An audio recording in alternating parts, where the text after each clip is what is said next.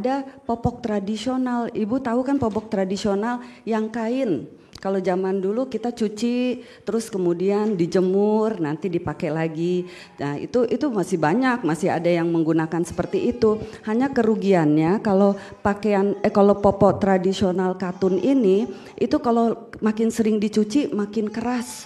Jadi kayak dendeng Bu, kalau udah dijemur makin keras, jadi itu bikin iritasi. Nah kalau udah seperti itu jangan dipakai lagi. Jadi kita bisa ganti lagi, memang agak ribet gitu istilahnya Bu ya. Dan kedua kerugiannya kalau pakai popok kain yang tradisional ini suka merembes kemana-mana nih, cepat satu kali pipis sudah kemana-mana. Slide berikut. Nah sekarang ada popok modern istilahnya, ini yang bisa buang-buang sudah nggak usah dipakai lagi, dan ini juga efeknya juga kemampuan menyerapnya tinggi, tapi tetap ada batasnya, bukan seharian, tetap harus diganti juga. Slide berikut.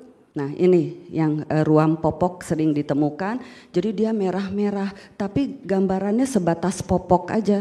Jadi nggak meluas kemana-mana di daerah bokong dan di daerah kelamin dan perut bawah. Slide berikut.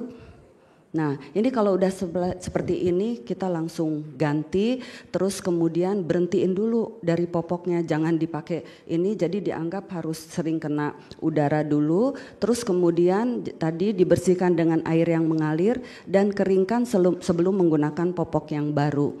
Slide berikut. Ya, terus boleh menggunakan sabun di daerah kelamin. Nah, ini ada beberapa krim atau salep yang mengandung seng. Itu kalau dia masih merah-merah sedikit, itu banyak ya di produk-produk yang dianggap seperti baby cream. Tadi itu bisa digunakan kalau dia hanya merah-merah saja, iritasi. Nah terus juga yang penting pilih popok yang sesuai ukuran. Jadi jangan sampai bayinya udah gede popoknya masih ukuran S saja ya. Karena kita ngelihat umur sekian sampai sekian S, umur kan gitu. Jadi kadang-kadang ibu-ibu udah patokannya itu. Nah kita lihat bayinya, kalau bayinya besar udah gak cocok, itu juga membuat di daerah pergelangan selangkangan itu jadi iritasi merah, akhirnya bisa menimbulkan infeksi juga. Kemudian slide berikut. Nah ini saya rasa udah bisa dikompres dan nanti bisa diolesi krim untuk menghindari kontak antara kulit dengan popoknya. Slide berikut. Nah kalau kelainan kulit sudah meluas, jadi sudah tidak terbatas di dalam popok aja, itu kita harus segera diobati atau dibawa ke dokter.